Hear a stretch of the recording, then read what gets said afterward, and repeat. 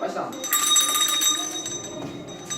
Kuş beş var, tüzüğüne gelmemiz var ha? Başla. Çilek ekileri. Gerçek.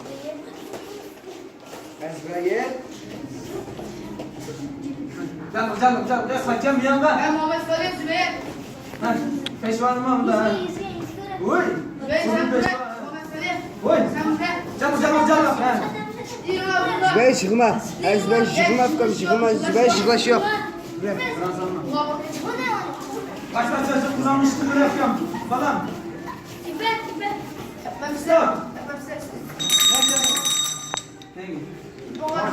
Yapma bana. Abi meydik bir şey. Başla. Burada peşvan yan peşvan. İşte şu lan. Canım. Ulan Tek tüzleşme. tek. Zübeyir canım buraya. Vay. Yapsın. Zübeyir. Peşvan bir şey de peşvan. Beşer yüzüm tuşak tutsa. Zübeyir bu beşo. Muhammed Salih sen bu. Peşvan Ben var. beşer mı da? Beşo var. Hele bu mevzu kısmı, kucak kısmı, baş kısmı mı da? Ay yotu kısmı mı da? Buraya şuna tutsa. Turma işte. Zübeyir sen buraya. Kırıp kaldım be kırıp kaldım. Tutalım işte o da peşvan mı da? Zübeyir bu işin Yan peşvan. Canım. İkiz zaten ikiz. Bu da en işte bu. Oy. Güzel ha. Muhammed. Zübeyir ha. Oy. Hem geldi açılı. Maşallah. Zübeyir. Yan beşer Zübeyir. Zübeyir ha.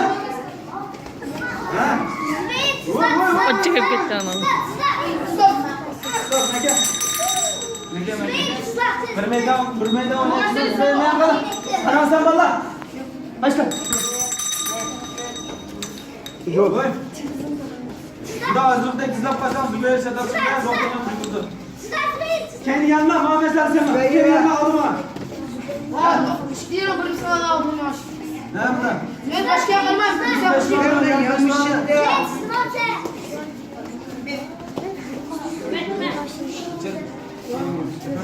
Ben ayında kırıp ben Muhammed Sersem'e. Bana hadi.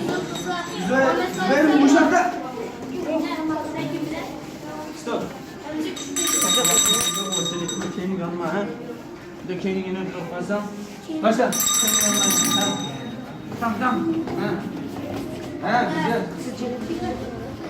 Ezber'e ya. İşte bunu kesin böyle. Buraya. Muhammed Sersem'e küzgülü buraya. Peşman bir şey de. Neydi? Ezber'e kalsın. Sen. İşte bu ne?